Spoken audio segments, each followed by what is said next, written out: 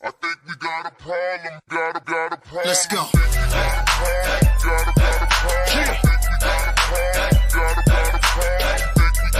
Get up. It's that club, baby.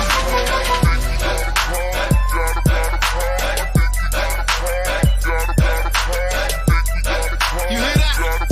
You can't sit down to that. Okay. Yo, what up, y'all? It's your boy, Shigluch, LOXD Block, Silverback. Hey, yo, right now I need to shout out the ISUPK classes. I want to give a huge, big, humongous shout out to all the UPK schools. You can't sit down to that. Shout out to Black Watch, hosted by General Johanna. Word, I need y'all to check out Cross the Line Radio as well, man. They've been open all week from 7 to 9.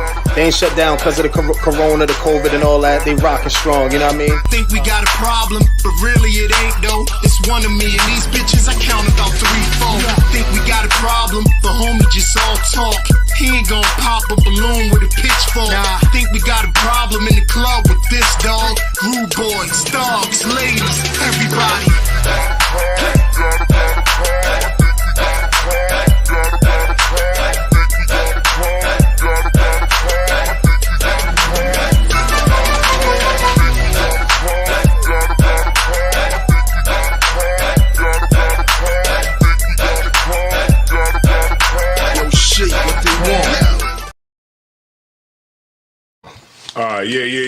Yeah. What's going on, man? Hope y'all can hear me.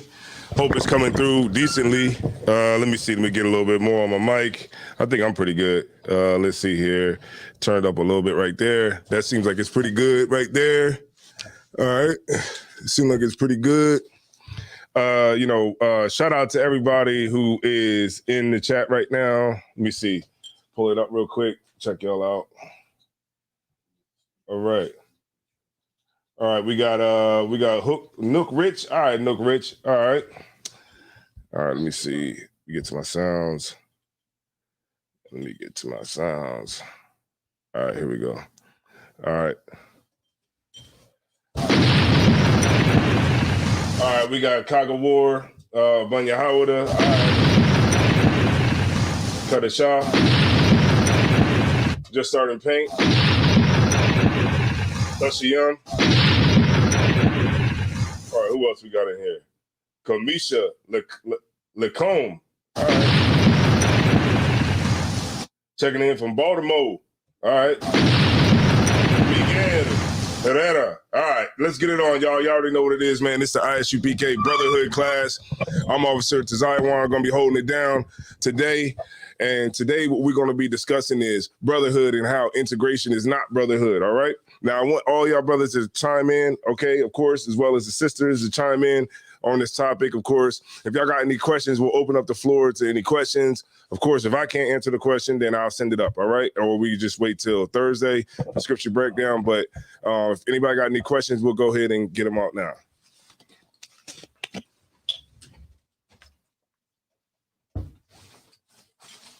Kana, what's going on, Kana? All right. Yashar. All right, Yashar. All right.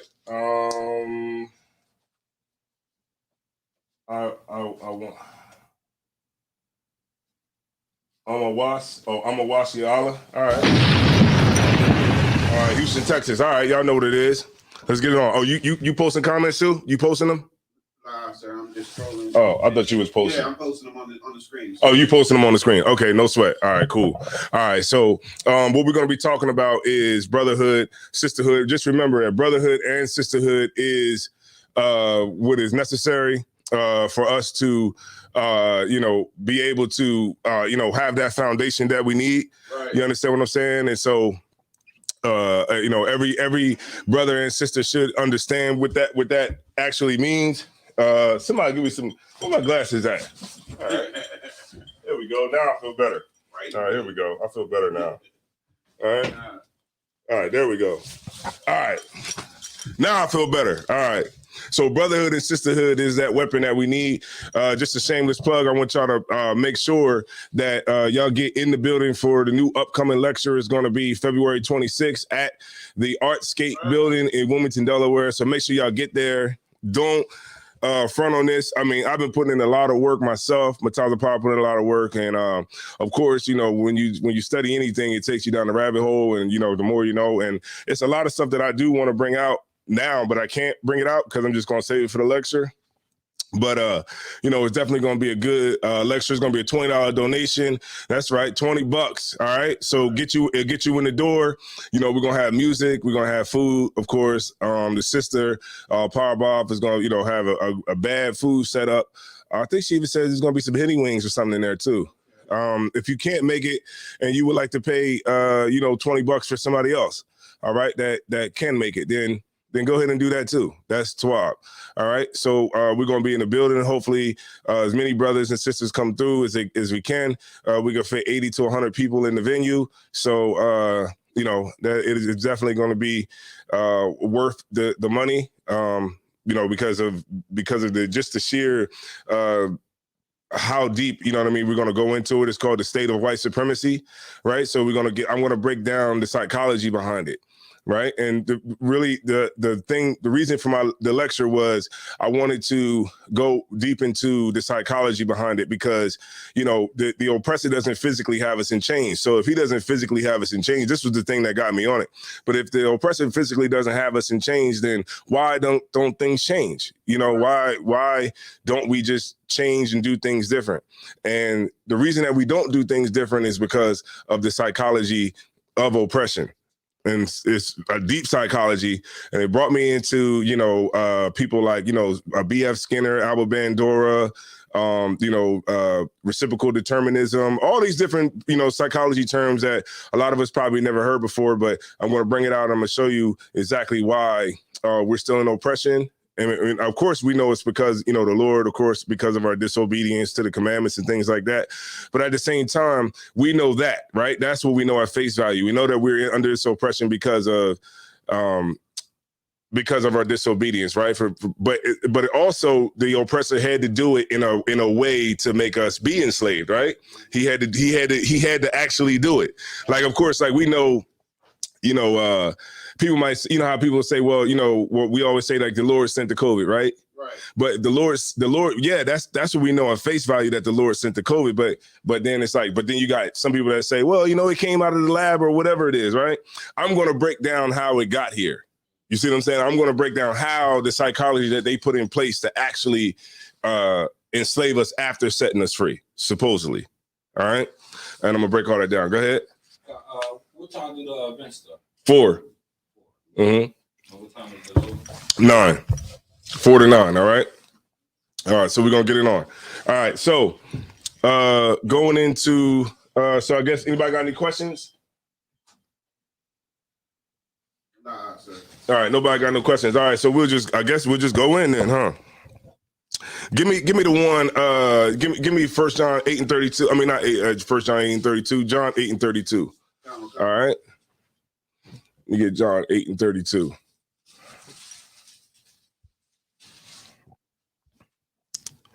And just remember to pass the mic around. I'll unmute you so that everybody can hear you at the house.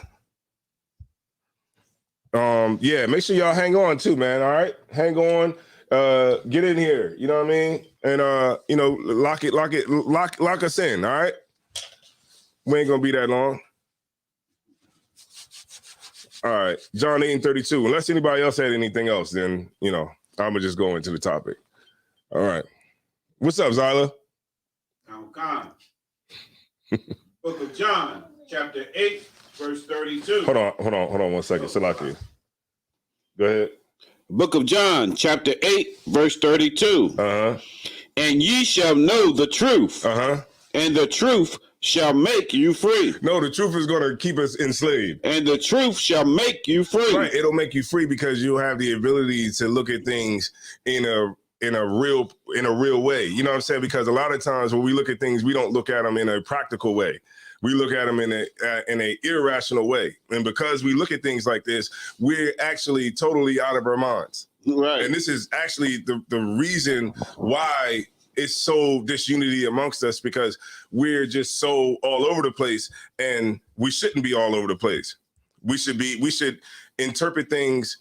This is the word, right? You know how they got Eurocentric and they got Afrocentric? We need to look at things Israel-centric. Right? That's a new word I just made up, right? We gotta interpret things from our perspective, right? From the scriptures. Right. And then that's the only way that it's gonna work for us, because everything else does not work, right? It's the only thing that actually gives the power back to us. It's the only thing that actually gives us redemption. And this is why, brotherhood and sisterhood is so important. And it's not something to just be looked at like, we just saying it over and over again. It's really the foundation of how we build things. You know what I'm saying? Like, it's especially like in a place like here in Delaware, like brotherhood is the foundation. How are we going to have other brothers and sisters come in here and learn and get themselves together if we don't have a foundation for them to stand on? Right. If we'll just fall, you know what I mean, at any turn, then what the hell the Lord going to send brothers in here for? Right. You know what I mean? The Lord will give us what we want, right? The goal for any brother that's in the truth, right, is to bring people in here, right? That's the goal, right? And the sisters, that's the goal, right? To bring more sisters in here, right? And so how is the Lord going to give us the brothers and sisters that we want if we don't have a strong foundation for them to stand on, right? It has to be, it can't be sand. We can't build a house on sand, like remember Christ said, because what happens when the water comes? It's going to go, right? So you got to have something right now. Once you have that foundation, the Lord will send the increase. That's all you got to do is hold the line. General Hodge always told me that. You got to hold the line, hold the line, hold the line, hold the line. Always get it up here in your brain to hold the line. As long as you hold the line, look, because what happens if you don't hold the line? Then it's going to be a breach. Somebody's going to be able to get in that breach, right, if we're not paying attention. So every brother in here has to pay attention, right? And that's what we have to do. We have to have that foundation, because that's the principal thing on any outcome that we want here in America. It has to be based upon brotherhood and sisterhood. It has to be, we have to move as a collective. Right? Y'all heard that before, right? When you don't have leadership, you move on your own self-interest, right? But when you do have leadership, you move what's in the best what's that word I'm looking for? In the best interest of the whole group as a collective, right? So we got too many people around here moving as individuals. We can't have that in brotherhood. Y'all heard of individualism? Y'all ever heard of that? That's what is promoted here in America, for you to be an individual. Now, I could give you an example of the best example I can give you of an individual. You want to know the best example? The best example of an individual is somebody with schizophrenia. You know what I'm saying? Because the person with schizophrenia, they off in the corner talking about themselves. Right. They got their own language with themselves. They, they don't care about nobody else. They don't, it's just all about them. They just in their mind, right? And that's the best example, right? So when we take on that ideology of individualism, then that causes us to be stomped on. That causes us to be stepped on, because what the East Indians, they're not individuals, right? Because collectively, what they got, all the Dunkin' Donuts and all the goddamn 7-Elevens, right? Because they don't move off of individualism. They move off what's the best, what is the best interest collectively as a group, right? They have a culture that's based on that, right? We don't have a culture that's based on group collective, right? The group collective, right? So we just move and do whatever the hell we want to do. And we try to, integrate, and that's what the class is about, is we think that that's brotherhood, right? Is being a brother with the oppressor, right? Read it one more time, Warrior. I'm going to bring out this point real quick. Mm-hmm. Book of John, chapter 8, verse 32. Mm-hmm. And ye shall know the truth, mm-hmm. and the truth shall make you free. Right, the truth will make you free, right? That's what you got to know. The truth will make you free. What's the truth? That these other nations are not your brother. I know it might seem that way, Right. You know, let's take for an example, right? Let's just say Martin Luther King's dream actually did work, right? And let's just say, you know, freedom rang from the mountaintops, and you know, we had you know, black boys and white girls singing old Negro spirituals, holding hands and all that kind of good stuff, right? And we, you know, we went off into the sunset, right? Just say that it would have happened. But reality will show you that, you know, that those types of things never happen, because there, in any story that you read, there's never a happy ending. Right. At the end, there's never a happy ending forever. And it's like the leadership that fight today, like I seen, they were still fighting about jobs, right? The leadership was still fighting about, not job, voting rights. Right. Still fighting about voting rights on the anniversary of Martin Luther King's birthday, right? So they was literally out there still talking about voting rights, right? Still with this whole integration of this mindset, which is totally ridiculous, because how can you have, okay, even if you got, if the notion of integration is a thought, a dream of Martin Luther King, right? And it say it actually happened, right? There's nothing that would say that integration would last forever. So what happens when integration doesn't, when it falls apart? You know what I'm saying? Like, integration is only something that can last long as the economy is good, is prosperous, right? Integration can work with when the economy is prosperous, right? But when the economy goes down, what happens? What happens? If we're in an integrated system, right? If we're in an integrated system and the economy goes down, who's the first people that's going to lose? Sir, we would suffer first. Right, exactly. We're the first ones to be stepped on and taken advantage of and beguiled to get all of our resources and all our forces. Right. We're giving it to them. Right. Because if the oppressor has to choose between his kids and your kids, whose kids he going to choose? His kids, right? Right. So the minute that the economy collapses, you know what I mean, then integration is going to fall apart. It's like a marriage. No marriage lasts forever. I mean, really, you know, in the world, right? No marriage lasts forever. Ain't nobody get, you know, you going and standing up in that church with that woman, that ain't going to last, right? Right. Marriages fall apart. So what do we have in place to make sure that if it fell apart, we would be good, right? Our leadership, they look for the wrong brotherhood. Right, the kind of brotherhood that's not going to last. So what do we see? What do we see as brotherhood? We see brotherhood as we're going to just stay up under the oppressor until forever. Right. Because in our minds, in our leadership's mind, and their stupid, you know, way of thinking, they think that, you know, the oppressor is close to God, right? Right. He's close to God because he has, you know, he has the blessings, he has money and everything else that we try to obtain in this place, right? And so what are we going to do? We're going to hang under him, and then at some point we're going to, you know, be able to, you know, he's going to take care of us, right? And we got to, you know, not keep that same mindset, right? We got to understand that, you know, brotherhood and sisterhood is definitely something that we all have to embrace. Like, you can't just, if you a sister in here, you can't just only try to be cool with the sisters that you're cool with, right? And nobody else. You can't just try to be cool with the brothers that you're cool with and nobody else, because of course, what's going to happen is you're going to be outed for not being a brother, right? You're going to be outed because, you know, it's only so long you can pretend. You know, remember, we're in this thing for the long haul. If you think that you just got in this because you think Christ is coming back next year, then you're in here for the wrong reasons, right? Then your reasons for being in here is no different than the brothers that ran in here in 1999. Right? What's going on? Shalom, Lord of Christ. What's up?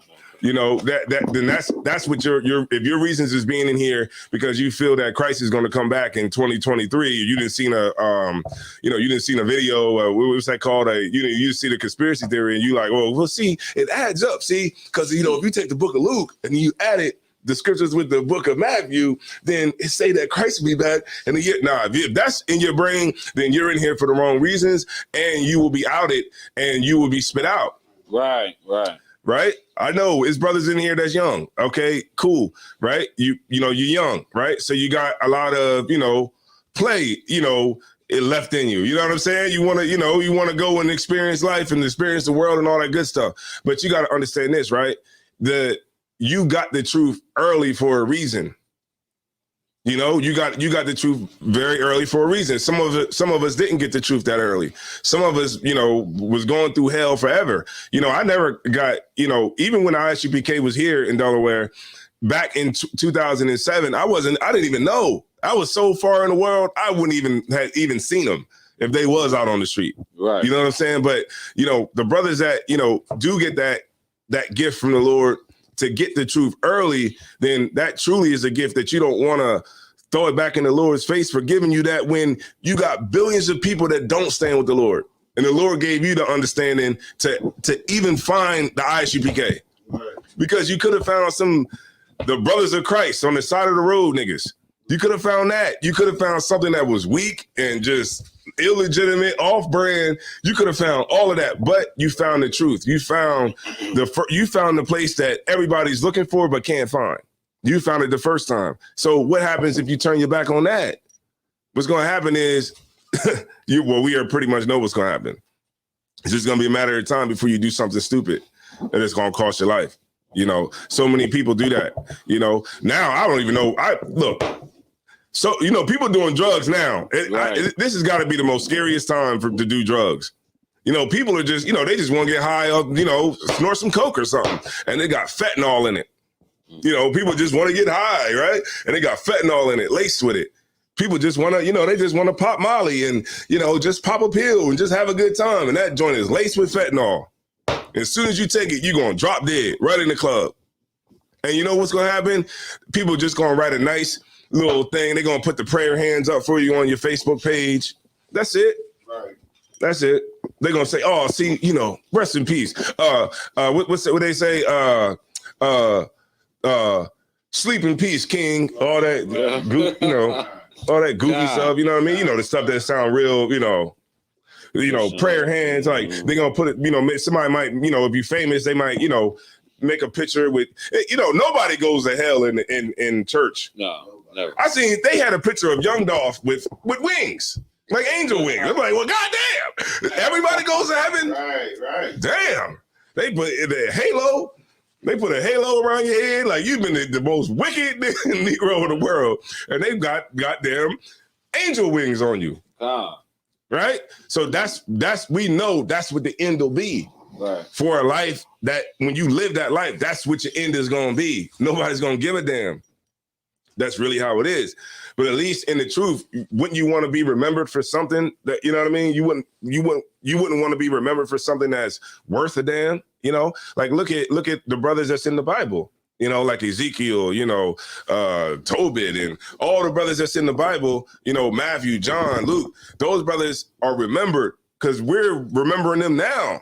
Right. We're reading their scriptures right now. Right. We're actually living. We're actually having better lives learning from people that are dead. The whole book, everybody in there is dead. So we're literally learning and changing our lives off of people that are dead in the Bible. That's really what it is, right? And so what we got to do is we got to learn from that. We got to learn from that.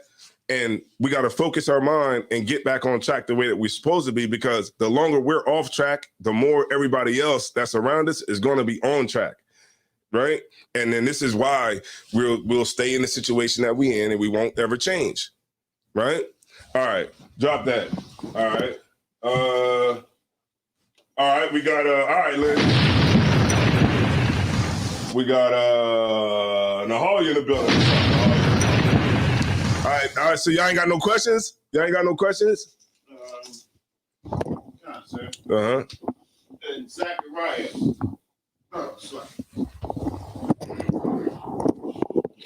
In Zechariah, the 13th chapter, and the Zechariah?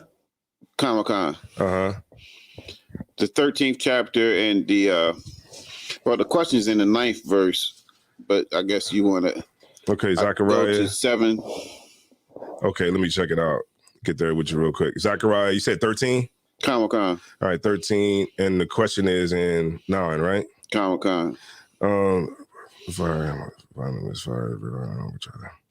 Yeah. Go ahead. What's your question? Is that third part that's going to be brought. Well, you want to read it from 7 to 9. Let me read it from 7 to 9 first. Yeah, that's the walk. Come. Book of Zechariah, chapter 13, verse 7. Awake, O sword, against my shepherd, and against a man that is my fellow, saith Yahweh of hosts, the Lord of hosts. Smite the shepherd, and the sheep shall be scattered. And I will turn mine hand upon the little ones. And it shall come to pass that in all the land, saith the Lord, 2 parts therein shall be cut off and die. But the third shall be left therein. And I will bring the third part through the fire, and will refine them as silver is refined, and will try them as gold is tried. They shall call on my name, and I will hear them. I will say, it is my people. And they shall say, the Lord is my God. The question is on verse 9, is that timeline, that's what's happening right now? Is that what's happening right now, or is this a future prophecy? Yeah, this is a future prophecy. That's future. Right. It says, in that day there shall be a fountain open to the house of David and to the inhabitants of Jerusalem for sinning for uncleanness. So this is about the actual judgment that's coming from the Lord. Salaki, what did you just read? When I read verse 1. Oh, okay. Come on.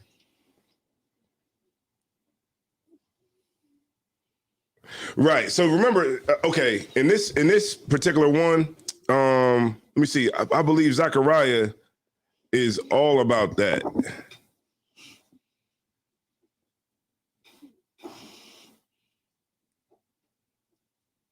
Okay, yeah. So the protesters slay them. Okay, so yeah, 13. That the prophets shall be ashamed, every one of his vision, when he has prophesied, neither shall they wear a rough garment to deceive. This is a future prophecy. That's going to happen in the future. Yeah. Because remember, it's about the third, where the Lord's going to smite the third part. Well, the third part is going to survive. But we don't teach, okay, that everybody's just going to be destroyed. Right. So, because the Lord can have mercy on everybody and just don't kill nobody. Right. But according to this, yes, this is a future prophecy about the judgment of the Lord. And you're trying to see if like this is like it's actually happened or happening right as we it's in the is this in the process of happening right now? As far as bringing the third part through the fire and refining them as silver is refined, will try them as gold is tried. You're saying like, is that what we're going through now? Is that what we're going through now? Comic-Con. Oh, man, it's kind of hard to say because I don't want to. Okay, it's kind of hard to say. I would say, yeah and no, because this is about judgment. Like, you know what I mean? Like right now, I mean, we're getting judged right now, of course, but not this kind of judgment. Okay. Like I don't, Salakia. Maybe I could be thinking of. I hold that. You know what I mean? I'm gonna hold it. Yeah, I say, yeah, I'm gonna hold that. Yeah. I'll get a definitive answer for you, but I believe this is just this is a future prophecy about the judgment that's going to get passed down on Israel. Because, and you're trying to say is like if that's happening now, we are getting tried through the fire. Right. To save the third part. So it's meaning like you're saying like is this like symbolic in a way? Not really symbolic, but it's actually coming to pass. And at the completion. The only reason why I'm saying that, Salaki, the only reason I'm saying I'm not sure because, okay, judgment is going to be like destruction. I mean, it seems like this ain't really destruction. It's destruction, meaning like on our part, but it's not like the destruction that I'm. It's like, you know what I'm trying to say? It's not like it's destruction. Don't get me wrong, but it's salvation also. It don't seem like it's like the judgment. Yeah, it don't seem like it's like the.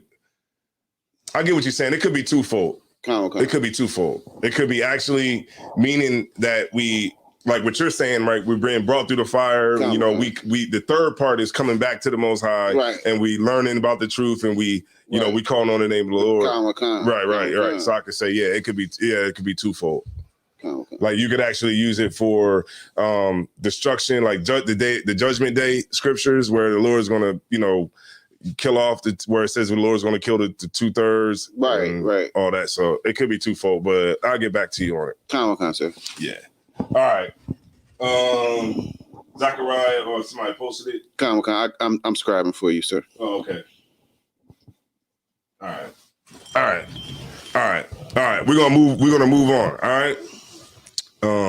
Don't forget either, man. Thursday I think General Muhammad might be on here, so you can get clarification there. Come, sir.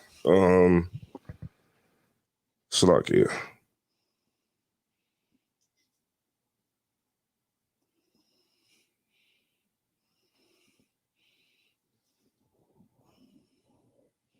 See, the reason I said that, Salakia, if we're going back to it, but the reason I'm saying that is because when it says, and it shall come to pass that when any shall,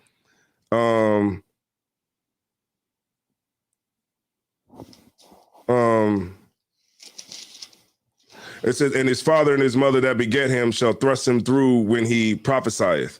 And it shall come to, this is verse 3, and it shall come to pass in that day that the prophet shall be ashamed every one of his vision when he has prophesied, neither shall they wear a rough garment to deceive, but he shall say, I am no prophet, and I am an husbandman, for man taught me to keep cattle from my youth, and one shall say unto him that we are these wounds in thy hands, then he shall answer, those with which I was wounded in the house of my friends. Awake, O sword, against my shepherd, and against the man that is my fellow, saith the Lord of hosts. Smite the shepherd, and the sheep shall be scattered, and I will turn mine hand upon the little ones. And it shall come to pass that in the land, saith the Lord, 2 parts therein shall be cut off and die, but the third shall be left therein. You know what I mean? That's why I say that.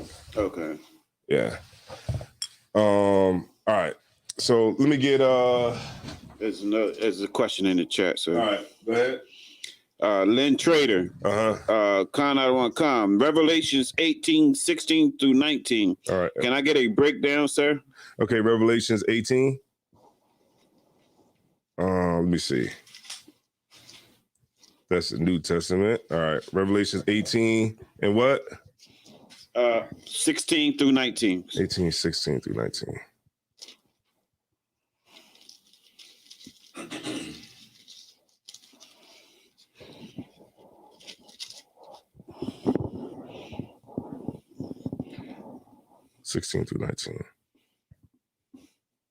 I can read if you want me to. Hold on, I was gonna try to go up.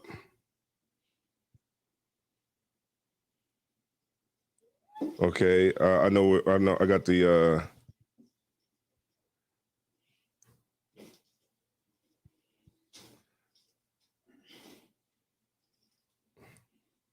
I'm just reading up a little bit. All right.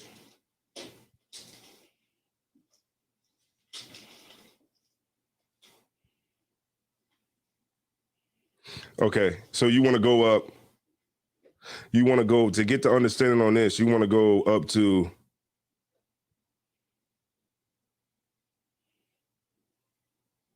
Okay, so you want to go up to verse 4, 18 and 4, and we'll come down. Khan. You got it. Book of Revelations, chapter 18, verse 4. And I heard another voice from heaven saying, come out of her, my people, that ye be not partakers of her sins, and that ye receive not of her plagues. Right. So this is talking about America, right? Today, this is talking about America, right? We got to come out of America, right? So that we don't receive none of the plagues of America, because the longer we try to stay joined with America, we're going to die with America. All right. Go ahead. Khan. Verse 5, for her sins have reached unto heaven, and God hath remembered her iniquities. Reward her even as she rewarded you, and double unto her, double according to her works. Right. So with the oppressor, gave us, what he rewarded us, he's going to get it back double, right? Everything that they gave us, they're going to get it back double on them, right? Read on. In the cup which she hath filled to her double. Right. This is justice right here. This is Right. talking about justice, right? The Lord's giving us justice right here, right? This is we don't know what it is, right? We still trying to get justice for Sandra Bland, right? We can't figure out how to do it, but this is justice right here. Keep going. Now, verse 7. Mm-hmm. How much she have glorified herself Mm-hmm. and lived deliciously. Mm-hmm. So much torment and sorrow give her. Mm-hmm. For she saith in her heart, I sit a queen and am no widow, Mm-hmm. and shall see no sorrow. Right. America's like that woman that's untouched, Right. you know, like a virgin. You know, like it says, the virgin daughter of Babylon, right? America is like that woman that hasn't been touched, right? We haven't seen, like, all through our lives, we haven't seen nobody come over here and invade America.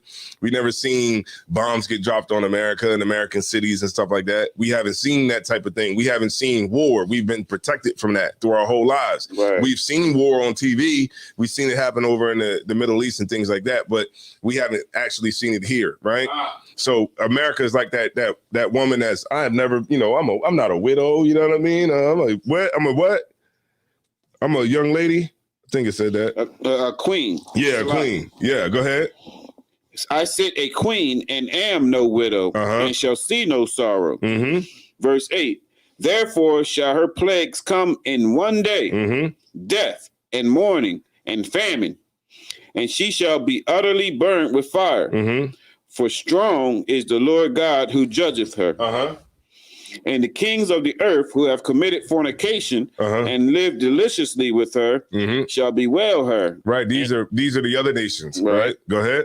And lament for her when they shall see the smoke of her burning. Right. When they see America fall, then that's going to be the day where, you know, everybody's going to know, like, wow, it actually happened. You know, when you think about it, right? I mean, you would be, if my memory serves me correctly, right? If history serves me correctly, right? Haven't every other nation that the oppressor occupied fallen? Right. Sir. What happened to the Greek Empire? Fell. What happened to the Greco-Roman Empire? Fell. The Roman Empire, gone. So what's the difference with America? At some point, it's going to be gone. And nobody thinks that it's ever, like, this is why, it's like it, y'all, but this is why integration is such a issue, because how can we base the well-being of our nation off of the oppressor's nation? However they go. So what happens when they fall? What are we gonna have? Nothing, because we didn't put anything in place to protect us, or you know, like, when you have a relationship with somebody, you have to understand that relationship could go bad. Right. You know, what's the two reasons why, and this is going to bring me back to my point before we move on, but okay, two people that have a good relationship, right? What usually messes up the relationship? Communication. Nah, not communication. That's one thing. But what's the main thing where niggas fall out? I'm gonna say it like that.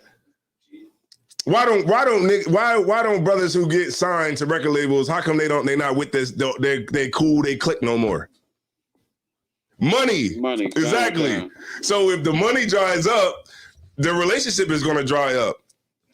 Right? So integration, even though you might be cool, you might even live next to the oppressor. You might live next to the oppressor. You might go to his school. You might be friends with his son or his daughter. But when the money dries up and the economy dries up, the relationship is going to dry up. And we haven't even put things in place to actually protect ourselves when the relationship actually ultimately does dry up. Because we think that it's going to last forever, right? We think that our relationship with them is going to last forever. But it's showing you here in the scriptures right here that it's not going to last forever, right? And this is why our leadership is so coward to even come with an idea like integration and how, you know, and use that as a form of brotherhood. But go ahead and read on. Salakia. Come. We getting down to where you at, Lynn. Verse 9.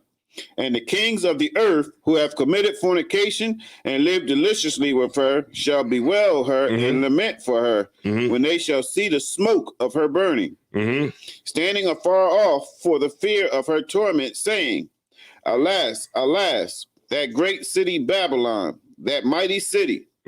For in 1 hour is thy judgment come. All right, so you can skip down to where the brother wants. So now you get the whole basis of the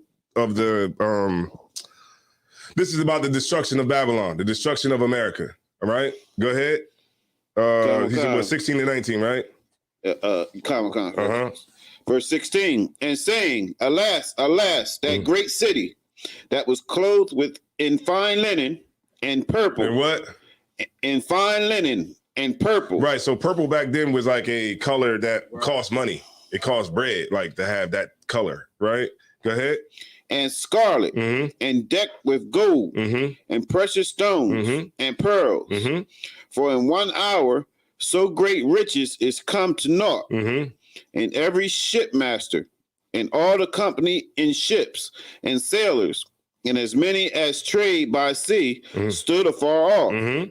And cried when they saw the smoke of her burning, saying, What city is like unto this great city? Right. So this is talking about the destruction and how people that's been in tune with America, the other nations, they're going to stand far off when they see that destruction come, because they, it's not going to be pray for France. You know what I mean? It's not going to be pray for Haiti. It's going to be hashtag pray for America. Because of all the things that America has done. America is considered, the greatest nation on the face of this earth, which is really not. It's not at all. Like, you go outside of the country and you see, like, man, people live like this. This is what's up. You know what I mean? It's not like the hustle and bustle of everything, And all I did was go to, Puerto Rico, and I was like, damn, this is nice down here. You know what I mean? I could do this every day. That's the missing part. If I could have that and camp, if I could have camp, all that, plus the beach and the clubs and all that, I'll be good.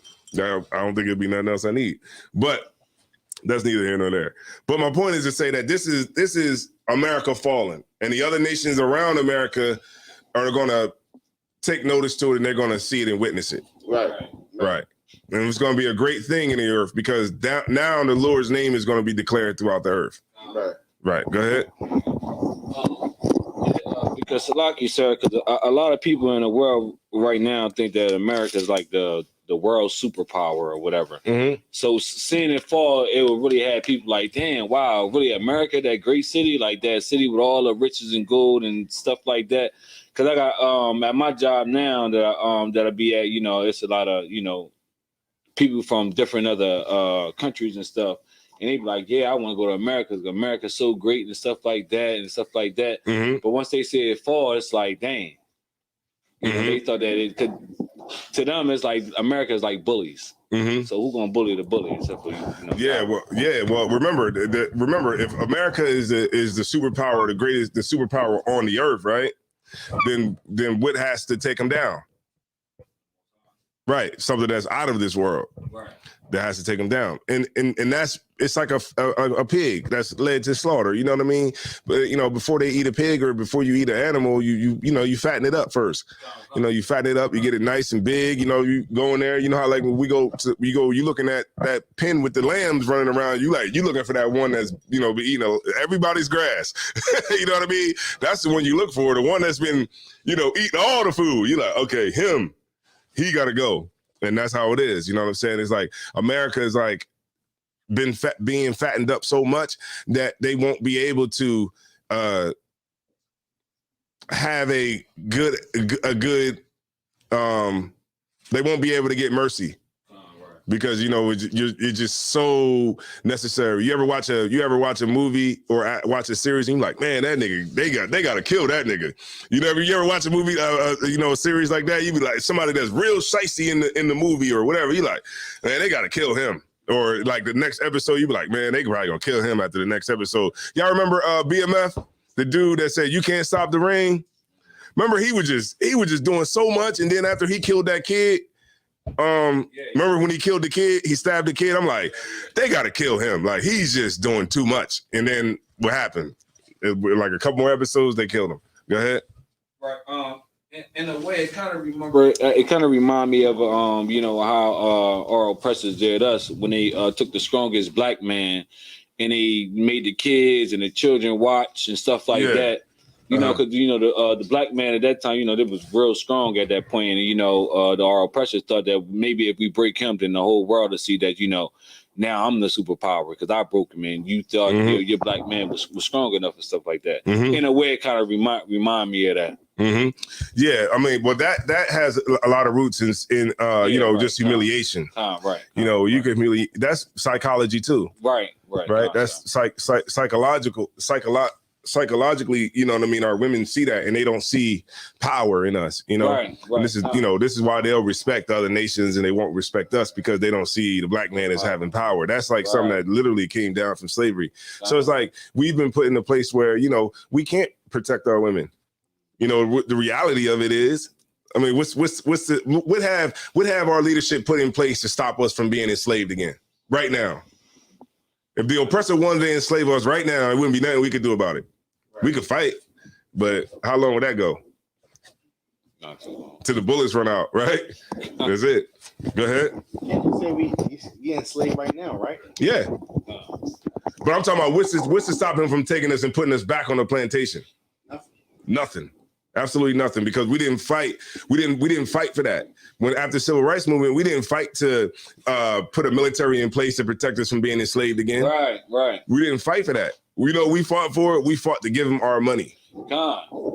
And it's starting to seem like, you know, our defense was singing and marching, right, and protesting. That was like our defense, and you know that don't hold no ground. Right. That's not a defense. What that is just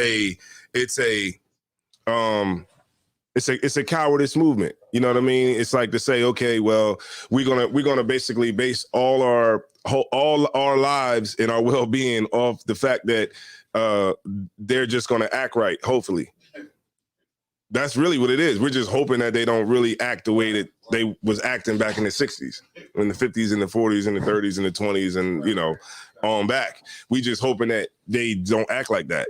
But remember, like I said, if the civilization falls, guess who dies? We do. Right. When the resources dries up, guess who dies? We do. You think if this place was, you know, overrun by, let's just say, if this place was overrun by the Chinese, they're gonna do us bad. They don't have, we try to, in order for us to try to, you know, get along free, we try to use the Constitution against the oppressor. See, it says here in the Constitution that, you know, we're all the Chinese don't got no, they don't got no, what's that called? Declaration of Independence. They don't got no Constitution, none of that, right? Right? So, this is why, you know, integration, it never works. It doesn't work for us. It never will work for us. But, you know, we still fighting for it to this day. Right. To this day, we are literally still fighting for integration. Right. And now more than ever, because, you know, who's in office? Because Joe Biden is in office, this is what we, you know, we believe, you know, not everybody, but a lot of big majority of us, we believe in our hearts that, you know, we're going to be able to convince the oppressor to change his attitude about the way that he feels about us, you know, and that's what we fight for. We fight for love, and because we fight for love, then what do we have? An open market, an open market. So anybody can just come in. It's open, y'all. And they could just come in our neighborhood, take all our businesses. They could take everything because we don't have brotherhood. We see brotherhood as integration, being, you know, in a system without power. You know what I mean? And that's ultimately what we've digressed to because of fear. But at some point, we got to not be afraid anymore. You know, at some point, we have to stand up and and fight, because I mean, when you really like break it down, I mean, just on some level, we all are we all understand the oppressor's dominance, right? We understand, right? We understand his supremacy. Somewhere or another, we all complicit in that, right? Because when he say, look, this is what time it is. You know what I mean? What you can do? Set that clock back, right? Because you understand in the back of your mind that he's in power. Right, we understand it, but at the same time, we still fight though. You know what I mean? Like the oppressor, you can't let them have your body and your spirit and your mind. And a lot of our people just gave up, like Candace Owens and Black conservatives, and all these people that vote and go out there and just totally believe in the oppressor.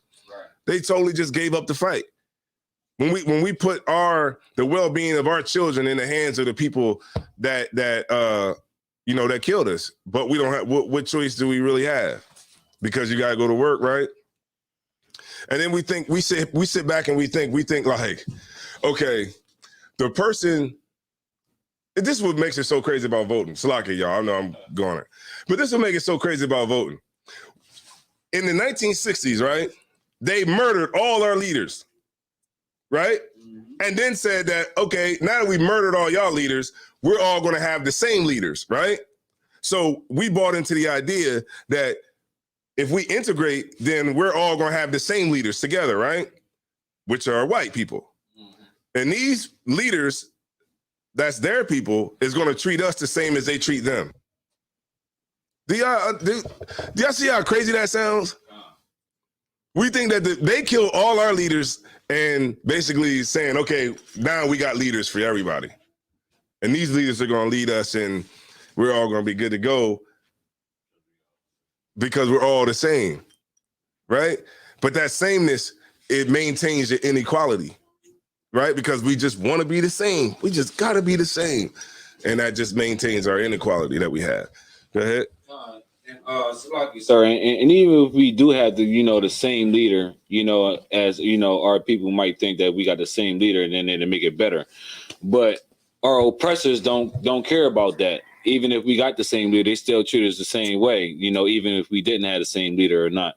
Because then they come out with a law or something like that. You can't give water to the voters or something if they stand in the line or something like that. Mm-hmm. So that goes to show that our oppressors don't really care about it, even if we got the same leader. We might have the same leader, but their people don't even care about us anyway. So nothing's really going to change. The same leader or not.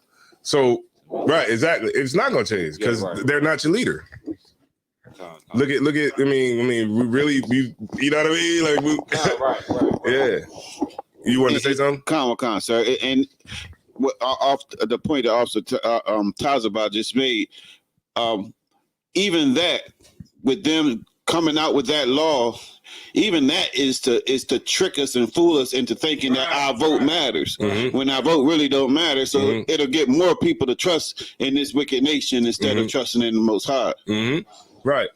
So we gotta think the opposite, right? The topic of the class tonight is integration is not brotherhood, right? So we gotta think the integration. You know what I mean? That's what we gotta be. We gotta definitely look at what we like. Okay, I don't want to say everything is going good, but it's not to the point where everything in America is not to the point where we're not like, literally getting our head chopped off, right? So at this point, when things aren't as bad, from the day to day, right? Then that's when we should be planning for the hard times when it actually gets to a point. Because if we sit here and just wait, because like we're just, reactionary, like we're reactionary people. Like in order for us to do anything, the oppressor has to do something first. You know what I mean? So we're not going to say, okay, this is what we want to do first. This is what we're going to do first. We just wait until they do something to us and then we just react to it. Right. So they kill one of us, then we say, oh, see, no justice, no peace. Right. I'm tired of people saying that. That just makes me I hate it so bad when we say that. Like, no justice, no peace. What does that even mean? You're basically saying that if we don't get justice, then it ain't going to be no peace between us. So how many times have the oppressor showed you that you ain't going to get no justice? it's like so stupid. You done? Oh, all right. It's like so stupid. It's like this. In order for this system to work, we literally have to be out of our mind. Right. Literally, we have to literally think ass backwards. Right. Salaki for my language, y'all. Right. Like we literally have to be backwards, upside down, flipped upside down, and flipped over. Like logic has to completely be out the building, out of our mind. Like we gotta literally think. I don't know what we thinking. And because we don't follow the scriptures is why we think like that. What's that one scripture I want? Trust in Egypt, man. The trust in Egypt. You know which one I want? Isaiah 30. 30, come. 39. I believe that.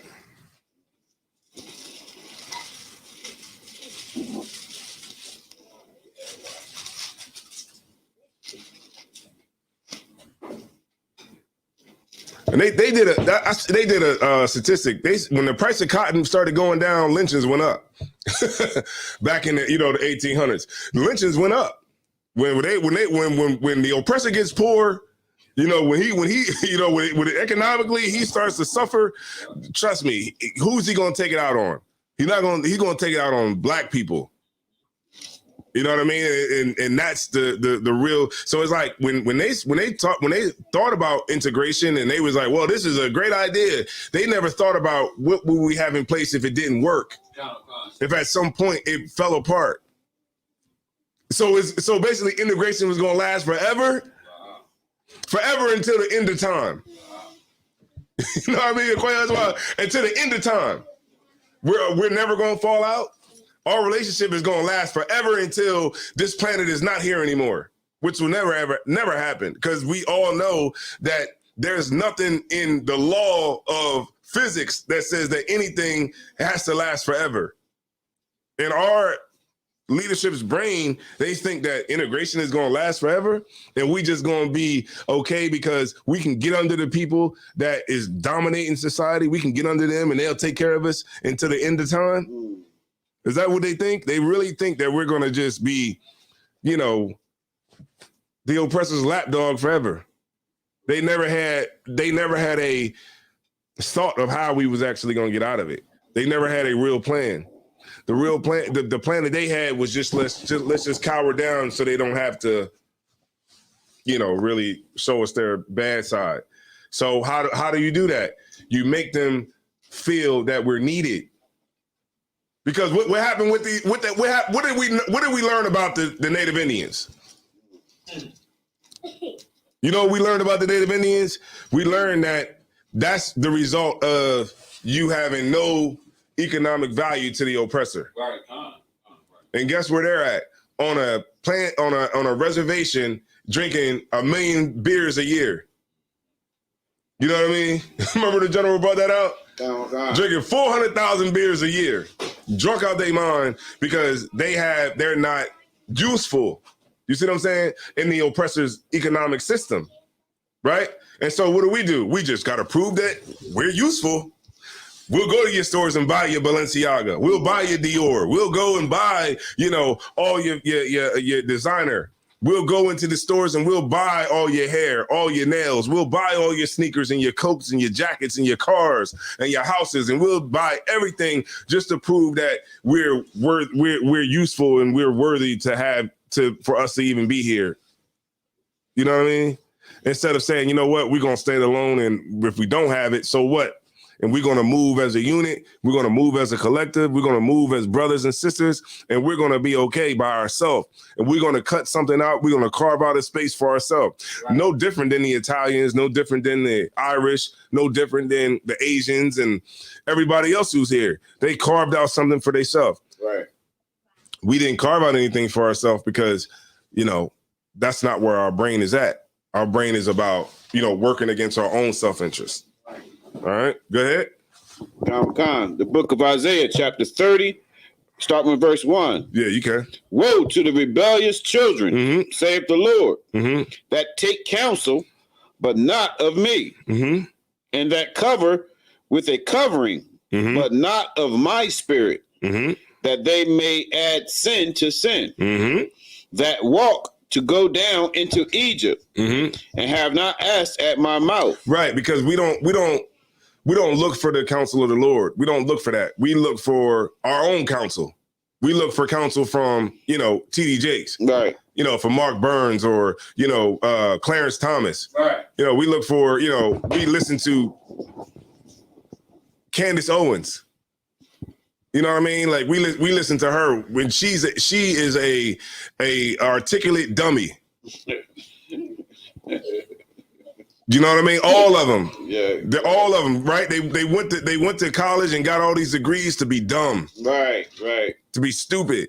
You know what I'm saying? Like, you think just because a person got education and they can articulate words so well that they're smart, they're the dumbest people that's out here. The dumbest people that's out here. Because no matter what, all your degrees, you can have a degree in engineering, all that. But guess who you're going to use that degree for? You're going to use that degree, that engineering degree, to work for Apple. You know what I mean? You're going to use those degrees. You're going to use all of that stuff to work. Like, think about it, right? Think about, this is just to show you that school doesn't matter at all, right? It matters in the sense of, if you use it the right way, if you use it to benefit your nation. But if any degree that you get you're gonna use it to benefit the oppressor's nation. Mm-hmm. Look at what's his name? Colin Powell, right? He was the what? Five-star general, I believe. 5-star general who led America to victories in Iran and the Gulf, the Desert Storm, all that, right? Went to college for military science and all that kind of good stuff, and can't get black people civil rights. Right. Couldn't even liberate black people. But you got all the sense in the world with military strategy, and you can't even get black people free. You can't lead us to no victory at all. So it's like we can't look at the people that just because they got a degree or whatever it is, that they somebody that should be praised or looked at as like they're a leader or anything. Because in this place, you have to go to school to be dumb, to learn how to be dumb. Go ahead, Slugger. Sir, and it was heavy that you said, with all the degrees and all of the education that people have and stuff like that. And I see a lot of people like that. And once I hear from them that all lives matter, I just shut down right there. That right there just shows me that you don't know nothing. Yeah. With all your degrees and everything, because all lives, apparently don't matter. Right. It has to matter. It has to matter because remember, that's what's in their mind. Right. Right. In their mind, we consider the welfare of everybody else over our own. Right. And because they can control the institution, they can control what's in your mind. Right. That's why it's so hard for, people to hear us and come into the truth. It's because we don't control the institution. If you can control the institution, then you can control the way people think, right? People would be in here. People would be following the commandments if we could control the system. You know what I mean? But the oppressor controls the system. So what are people? People are just, you ever see, we was in this bar and grill, and the girls, this song came, how like a song would come on and the girls would dance just like they do on TikTok. Right. Everybody imitates everybody. Right. There's nobody that has really original thought on anything. You know what I'm saying? Like, I was just looking around like, damn. Soon as the song come on, the girls just dance like it's on TikTok. Same thing, same movements, everything. Everybody does the same thing. It's because TikTok is controlling your brain. Right. TikTok is controlling your brain. Instagram's controlling your brain. Facebook's controlling your brain. Everybody's doing psychology on us. You know what I mean? Just think about it. When you get mad, a lot of people, when they get mad, what's the first thing they think about? Is it let me call the person and let them know how I feel? Is it, man, let me just think about it? What's the first thing they do? Pick up their phone and go on Facebook. People don't love me anymore. Right? Yeah. Post. And then ding, ding. Every time it dings, you're like, ding, ding. You just, because it's up here. It's all up there, man. And the quicker we understand that, the quicker we're going to be better off. You know what I mean? The more we understand it, like, don't let the oppressor and the thought of what you can get in America make you run back to it. You know what I'm saying? Like, remember what was that, Ezekiel? Salaki, let me see. What was that, Ezekiel, when he was prophesying against, oh man, I got the scripture, I'm gonna keep going. But it was a sidebar. It was Ezekiel, was Ezekiel, I think it was Ezekiel. And he was talking about all the wonderful things of, I think it was Tyree. You know, all the boats and all the nice things. And that's what we got to see. Like, America, we can see all the nice things. They got the Bentley, you know, the Bentleys, and they got the Lamborghini trucks, and, you know, they got the 7-star hotels, and, you know, the money and all that. And we got to be able to see that stuff and prophesy against it. We got to be able to see it and see all the greatness that America has to offer. And we got to look at that and separate ourselves from it. Because the minute you go back to that, then we already know what's going to happen. You know, you're going to get, you know, I think the fentanyl is coming for you. If you got that drug issue, the fentanyl is going to get you, because we seeing that. It's evident right now.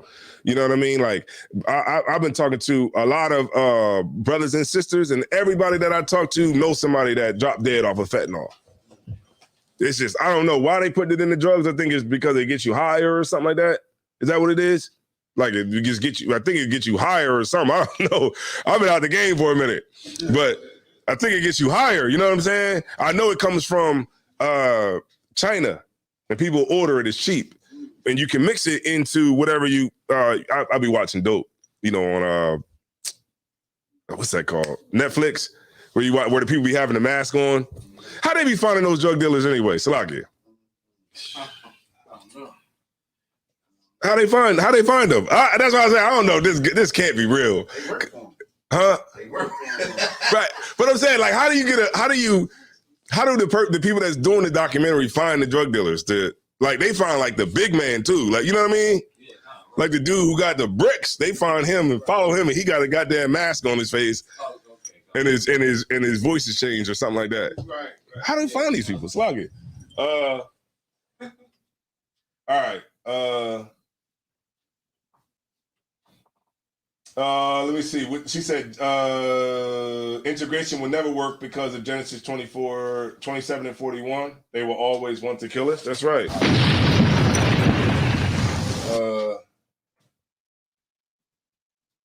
Let me see. Parabeezy in the house. All right, Paraball, we got to get together too, because I got to talk to you about the event. All right, Vegas in the building. All right, Vegas. What you say? Couple weeks, right? Yeah, it's going to be in February the 26th. It's going to be on Black History Month, where we should never celebrate Black History Month. Right. Everybody that's watching, you should never celebrate Black History Month. It's actually very condescending of the oppressor to give us a month like that. To say, okay, well, this is the month you get to talk about all the wonderful things that George Washington Carver did with a peanut. And you could talk about all the wonderful things that your people have, that we've benefited off of. Okay, let's say, does George Washington Carver own the rights to all the peanut butter that's being sold and anything that's got anything in it, soy, or everything? No. Do Garrett Morgan, do his family, you know, make all the money off of all the traffic lights that's across the whole planet? No. You know what I mean? It's like, what are we celebrating? We shouldn't be celebrating nothing in February. We should be analyzing Black History Month. We should be analyzing it and saying, okay, this is where we at now. How do we change from being where we at now, and how practically do we get to the next step? Because otherwise, it's not going to work. Right. All right. Could you finish the scripture, please?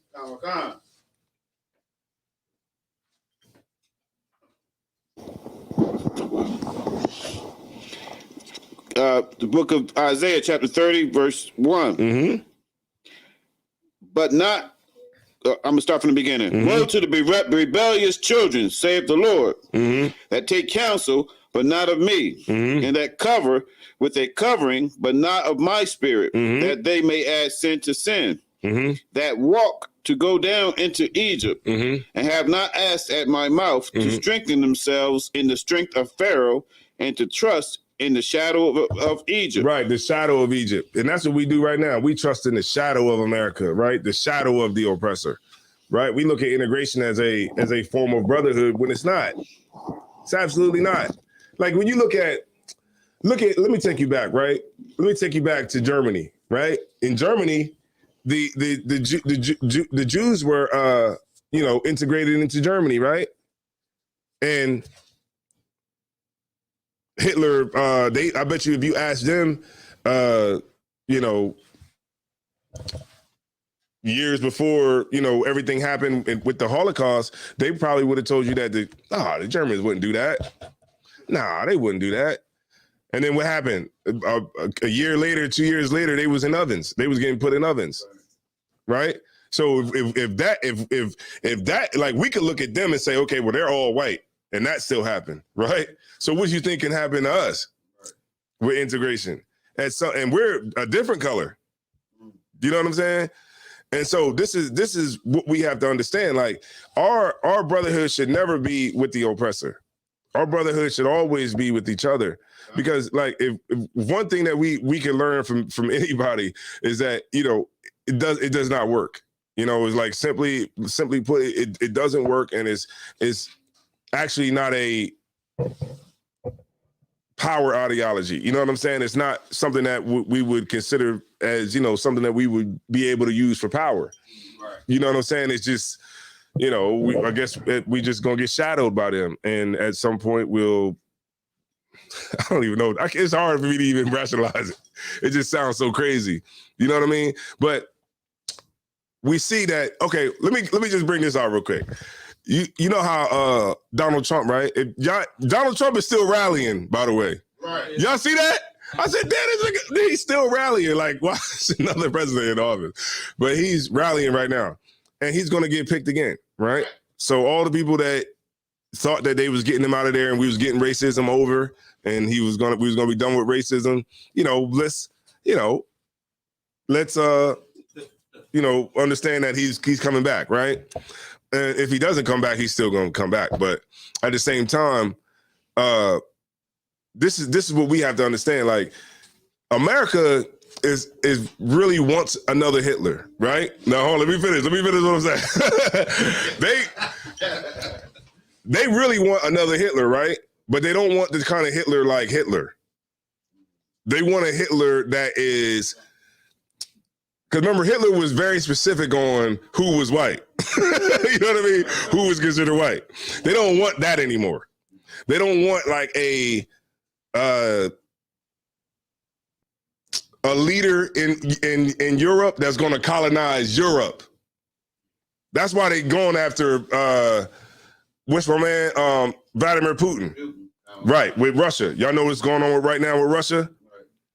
Right now, they saying that Russia was going to invade the Ukraine, and America and Joe Biden issued a warning to Russia to tell them if they try to invade Ukraine, then it's going to be issues with America, right? Because that's not what America wants. The oppressor doesn't want to see other white people colonizing other white people. Now, if Vladimir Putin would have did that to somewhere in the Middle East, it would have been fine. You know what I mean? Because that's okay. They don't want to go to war again and lose that many people that they lost in World War II and World War I. They don't want to. They can't afford to do that and lose that many white people. That was like a neo-colonialism war, right? So what they want now is they want to have that same Adolf Hitler, but just not as extreme as Adolf Hitler was. And that's what America wants. So it's just a matter of time before America starts to show their ugly face again. Right. And we think that we're going to be able to vote our way into being able to relax. And that's so far from the truth, because it's like pretty much we just vote for people that sound nice. You know what I mean? Like if you ask anybody, like, what is Joe Biden's his foreign policy or anything that he really believes in, nobody's really going to be able to tell you that voted for him, because doesn't sound as extreme as, Trump. So we'll do it, right? What scripture was you at? Isaiah, right? Yeah, Could you read it from verse 9? kind of concept. Uh-huh. Book of Isaiah, chapter 30 and verse 9. Mm-hmm. That this is a rebellious people, lying children that will not hear the law of the Lord, will say to the seers, see not, and to the prophets, prophesy not unto us right things. Right. That's the really what it is. Like I don't.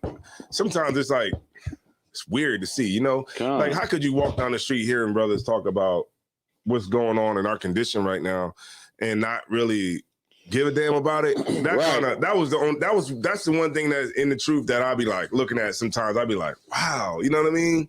Like how could somebody that never seen us before just walk past like we're not even there? You know what I mean? Sometimes I'll be wondering that. It's like it still baffles me to this day. Like, damn, we talking about like what's really going on right now, and the only thing that you'll come at me about, no matter what, everything that we said about the brotherhood coming together, sisterhood coming together, all the wonderful things we need to do. The only thing you can come at me with is we should love everybody, and we in the bottom. Right, come. You in the ghetto on the bottom, and all you talking about is love. But you can't even get around to loving yourself and loving our people. Right. Like that's loving each other is illegal here in America. You know what I mean? That's the one thing that we can't do. We don't have the freedom to do the right thing. We have the freedom to do the wrong thing. That's really what our freedom is in here. Like we have the freedom to just be individuals. And that's really what, and I'll hold your point, I got you. And that's what the Black Panthers fought for. Black Panthers, you read it, study it. The Black Panthers, the Civil Rights Movement, they wasn't fighting to have like real power. Yeah, right. To have real power, like we having real power, we want to be separated, none of that, right? They wasn't fighting for that. What these groups were fighting for, like the Civil Rights Movement, they was fighting for us to be individuals and not have to be stuck being with Black people. You feel what I'm saying? Because to a person that's brainwashed, that's the ultimate oppression. Is for us to be forced to have to be with each other. Right? You know what I'm saying? Yeah. Like that's what the Civil Rights Movement, that's what everybody's fighting for. So that we don't have to be forced to be with each other. So I don't want to be with the niggas. I want to be over here. What you talking about? I don't want to be with the niggas. I want to go over here and be over here. You know what I'm saying? I want to be forced to be with them. And that's what our whole goal is here in America. So that we don't have to be with each other. Mm-hmm. And here at ICPK, we're forced to be with each other. Right? It's either that or you just can't be in here. If you want to be an individual, then maybe this ain't the place for you. You can go to church. It's full of individuals. Everybody's individual in there, and nobody has no brotherhood at all. You know what I mean? You see the pastor, he's spit on the dude's face. Y'all saw that? That is no brotherhood at all. Because if that's your brother, why would you want to rub spit in his face and humiliate him on TV? But guess what? He's going to take it because he thinks that you're a man of God. Right. And that brother that was up there, he's sincere. You know what I'm saying? That brother is actually really sincere about at least trying to serve the Lord, you know what I mean, to some degree, because how could you stand up there and let a man rub spit in your face? Right. As a demonstration? Right. That's crazy. Right. You know what I'm saying? Like, and this is why these pastors and our lack of brotherhood has to stop. Because if it doesn't stop, then we lose in the end. We lose, and our mindset stays in the mindset of being ignorant and stupid. Right. I mean, how much more can I say it? Right. Hold on. Where we at? What time we got? Okay, we got a few more minutes. All right. Let me get. Can I get a? Can you see me one time? Come on. Shalaka, if I may. Go ahead. You got it. And it was so like the book of Psalms talk about the crafty counsel that these nations come up with, and they were so wise to pit us against each other with certain things, and because they knew we're sheep. We're gonna go wherever our leaders tell us to go. So they pitch it to our leaders, and our leaders lead us right into a field of poison ivy, and we eating it all up. Mm-hmm. That's why they just have to die. You know, I know it sounds crazy, but that's what has to happen. Oh, it's like, oh, yeah, that's cool. It has to happen because look at it. You see how old they get now? They done. They don't want no more smoke. People that was go ahead. You seen it? Nah, I was gonna talk about the other. Nah, what you saw like quiet on? Yeah, like he hawk spit it, like Yeah. you can see it coming down. I'm like, Off his face. I thought it was a joke. I'm like, Nah, it's real. wow. Oh yeah. Yeah, he spit in his face. He was like, what'd he say? I forgot what the sermon was about, but I think he was saying something like, if Jesus spit in your face, it's something like that. It was about, Uh-huh. it was about trusting trusting it in something that even though it might be packaged ugly or something like that. Yeah, trusting in something that it might be, even though it might be ugly. Yeah. That's crazy. That's crazy. But something to that effect. I may not have it right. Mm-hmm. Exactly. So we learned. We learned that best integration is not brotherhood, and we should stay separate, right? We understand that, you know, that you don't leave your brothers when time goes rough. You know, you fight it out. You deal with what you got to deal with. You deal with it with your brothers, right? If you try to isolate yourself, you know what's gonna happen? You're gonna lose. That's what's gonna happen. You're gonna lose. You know why? Because you don't got nobody around to tell you nothing. And you're going to go, and remember they said that the mind is desperately wicked. The heart is desperately wicked. You know, niggas, that's one thing I don't like too. See, God knows my heart, you know. Like, what? Young Dolph was saying that too. He was like, yeah, you know, God knows my heart. And then you get on the song and say, nigga, I'm letting off 100 shots. Like, let's do something different. I seen a video. Let's do something different this year. Let's not have the brother I see. It was a good video. I gave it a like. He said, "This year, rappers, let's not talk about how you can, you know, go and shoot the block up. Let's find out some of these, you know, oppressors, you know, neighborhoods you're gonna go to. You know, let's not talk about all the brothers you're gonna shoot and kill this year. You know what I mean? Let's talk about some of these, you know, other people that you're gonna bring this hell to." Right? We got to get past the point where, you know, I'm going to bring all that out too, you know, about, you know, black on black crime and different things like that in the lecture. Right? So I'm not going to go too deep into it. But of course, you know, we got to get past that mindset of where, you know, we just be willing to destroy each other because we're afraid to really deal with the real issue. And what's the real issue?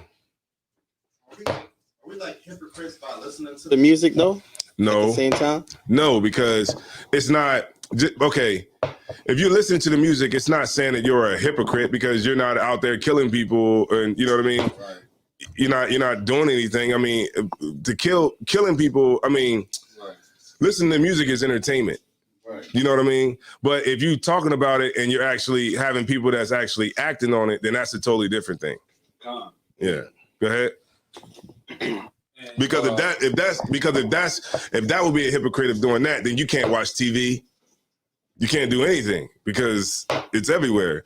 You couldn't watch no TV because there's violence on TV. You couldn't listen to no music because there's violence on music. You couldn't go outside. You couldn't watch boxing. You couldn't watch football. You couldn't do anything because all that is violent. You know what I mean? It's all violent. Go ahead. Kind of, sir. What you're saying, what you said was so heavy because, you know, well, we in here, we don't follow that, but most people in the world, they look at these artists as like leaders. Mm-hmm. So when they talk about drugs and selling drugs and popping pills and stuff like that, they follow and do that. Mm-hmm. You know, and that's why I think, you know, for most of the people in the world, they follow them type of people.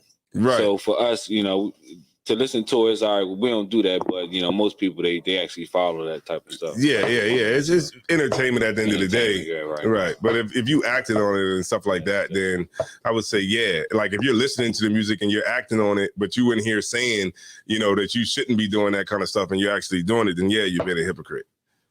But if you just listen to music, I mean, whatever. But if you act on it, then yeah, if something's issue with that. What you was holding something? I think you was done, right? Yeah, Isaiah 30. All right. It was one scripture. Oh man, I wanted to get it. I can't even think of it. It's a Brotherhood scripture. Salakia. Give me 1 second, y'all.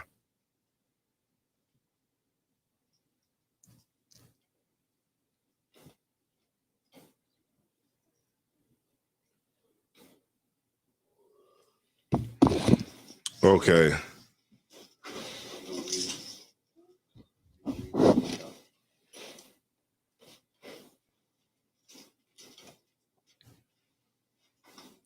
All right.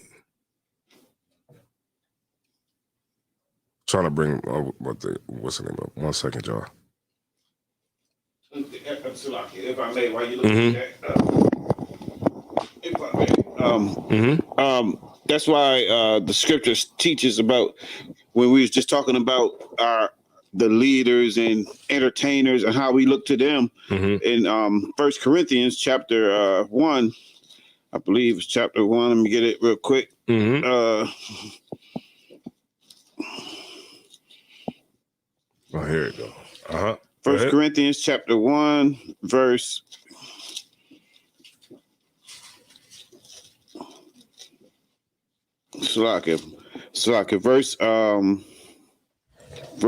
Starting with verse 25, it says, because the foolishness of God is wiser than men, and the weakness of God is stronger than men. For ye see your calling, brethren, how that not many wise men after the flesh, not many mighty, not many noble are called. But God hath chosen the foolish things of the world to confound the wise, and have chosen the weak things of the world to confound the things that which are mighty, and base things of the world and things which are despised hath God chosen, yea, and things which are not, to bring to naught things that are, that no flesh should glory in his presence. Right. Ain't you glad that it's like that though? Right. Yeah. Because if it wasn't, then we would, then the end game would be these Negroes who, you know, got educations and all that kind of good stuff that they saying and all that stuff, you know, then it would be, you know, that would be the end all, you know what I mean? And then really, what would we have? You know, I think we you know, because I'm so glad that, you know, these small things are able to be, you know, confound smart people. Right. You know, I hear a lot of smart people that, you know, doctorate degrees, all that, talk about the Bible, and they don't know nothing.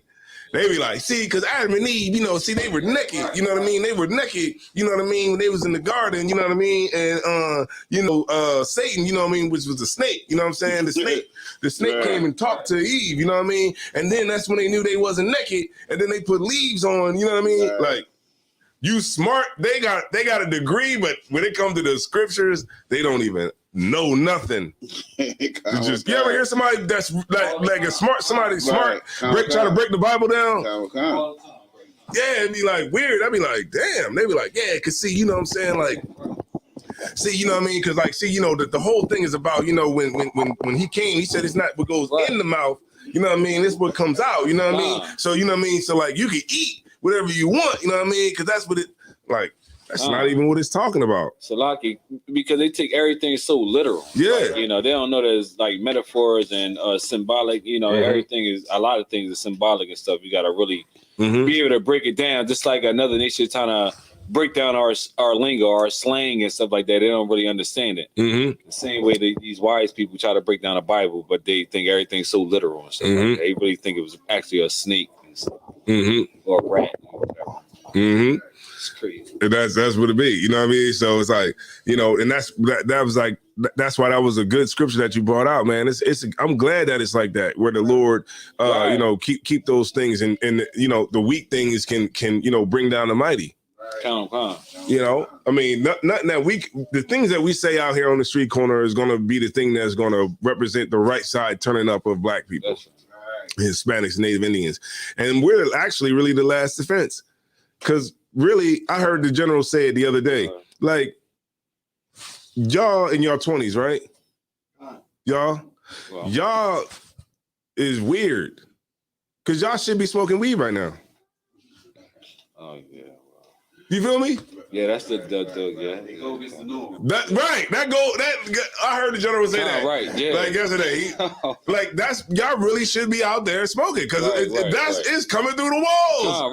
Right. They got it in the stores. Yeah, you can buy weed already rolled up.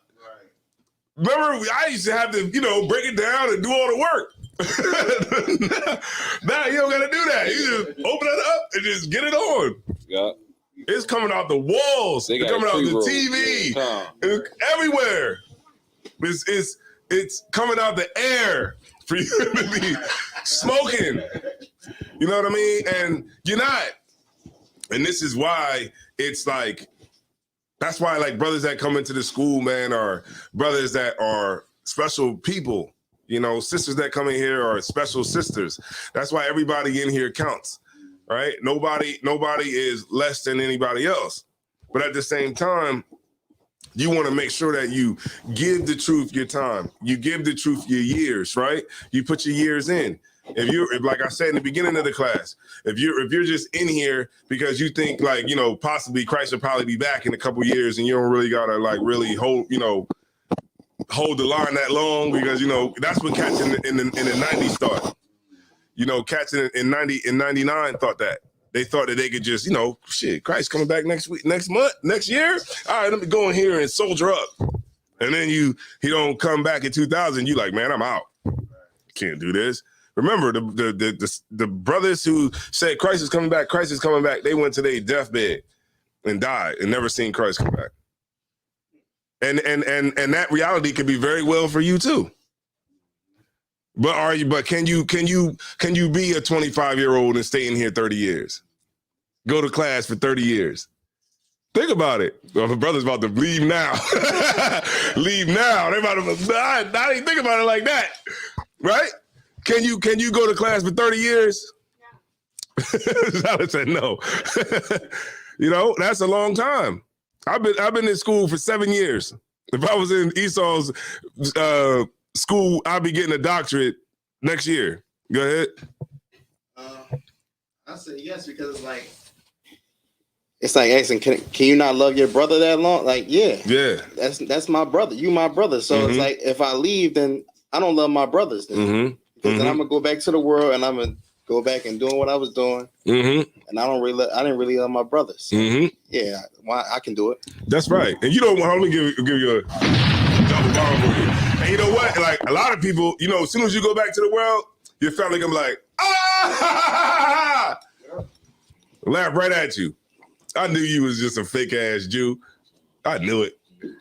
But go ahead, come on in here. Remember you said that? I believe you said that, right? Like your people, they'll let you know. They'll see you. And like you said, and that's what you said was a very loyal statement that you just said. And that's what that's what your rock is going to be in the school. Not the Bible verses, not any of that, because people could just leave, after they hear all that, you'd be like, oh, I hear Bible verses or whatever, you just leave. But the loyalty is what's going to keep you here. The loyalty that you have to your brothers, the loyalty that you have to the sisters is what's going to keep you here. And then when you go through those tough times, you'll be able to get through those tough times, right? But then you'll also be able to help other brothers who come in that might be going through a tough time too as well. You'll be able to help those brothers. That's why it's important when you are in a position of leadership, whether you're officer of 50 or officer of 500 or whatever it is a position of leadership. And don't get me wrong, man. It's like, the higher you go up, the more you're going to get scrutinized. You know what I'm saying? The more you're going to get, the more you're not going to be able to do what you want to do. That's why, if that's not something that a type of life that you would want to live, then maybe you should just, not even attain it. and play around, or you should just, or take your time. You know what I'm saying? If that's not what you're ready for. But if you aspire to go up the levels and, you know what I mean, and be in a position of authority, then you're going to have to work for it, of course, and you're going to have to get scrutinized, right? You're going to have to be a type of person that can handle pressure, and then you ain't going to be able to have a bad day. That's out the door. You can't have a bad day and just be like, wow, I'm not going to do nothing today. I'm just stay in the house. You know what I mean? You can't be that way when you're in a position of leadership. Right? If you are having a bad day, then suck it up. Who cares, really? That's why I don't have bad days anymore, because nobody cares anyway. You know what I mean? It just is what it is. You know what I'm saying? You know what I'm saying? Some people you might, if you ever go to work and they be like, hey, what's going on? You be like, oh man, somebody broke in my car last night, man. Damn. They be like, oh man, that's messed up. All right, so I need you to go over here. I need you to grab those boxes over there, and I need you to move everything over here. I need you to get with this person, and then y'all can go get together and go over here. I need you to go, a couple of these ATMs over here is out. I need you to go over here and grab this and that, blah, blah, blah. You know what I mean? Nobody cares. So why even dwell on it? All right. Brotherhood is not integration. Don't let nobody fool you into thinking that. Hopefully the stuff that I told y'all today, maybe you could use it. And rewind the tape back, take some of the points or whatever, and you could use them or whatever. But just next time somebody talk about integration or they're around you talking about we need to come together, then you'll know that integration is not brotherhood. All right. I'm going to turn the class over to precinct officer Mataziala.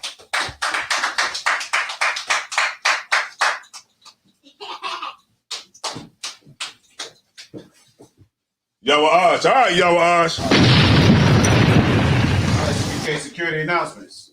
Rules for new brothers and sisters. When a new brother or sister comes to the school, they're off limits for 6 months. They are to be saluted only. They're here to learn and share themselves with the world. If they need transportation, the teacher will arrange it. After 6 months, if a brother or sister has an interest in a particular person, they are to seek counsel from the heads. Tithes, which is a commandment. Numbers 18:21, Malachi 3:8-10, means 10th in Hebrew, Ma'ashara. 10% of every penny of any increase the Lord gives you belongs to the Lord. It's not yours. All right. Priest funds, free will offering for the priests. It's not mandatory. Wherever amount you like to donate. Upcoming holy convocations. We have the Feast of Purim, which is February 14th and 15th at sundown. Come on out in fellowship and enjoy the time and then learn, and more importantly, learn what this righteous sister did for the nation of Israel. You know what I mean? So, and also, it's not a high holy day, but just announcement. We have the lecture, The State of White Supremacy, hosted by our very own Officer Taziah and Officer Matazapa. Come out, support your brethren. You know what I mean? They put a lot of work into this lecture. Come out and support them. We got tickets. If anybody need a ticket, you can hit up myself. You can hit up any officer in the Delaware school. All right. If anyone wants to be a trooper in the school, start wearing all black boots, shirt, pants, headband, and scarf. With that being said, men of Israel, Majum Shabbat, Majum, Barak, Yahweh, Shabbat, Yazmatah, Saul means term. Gonna give sisters a courtesy salute. Men of Israel, Majum Shabbat, Majum, Barak, Yahweh, Shema, Thamba, Shem, Yahushua.